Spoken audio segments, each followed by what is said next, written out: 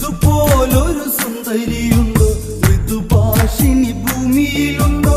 ഇതിലെ ഇതലങ്കാരമാണോ, ഇവളെ കൊതിക്കാത്തവരുണ്ടോ? നിലവിളക്കായി നീത പറയാൻ സുന്ദരി ജാനകി നീയല്ല സീത.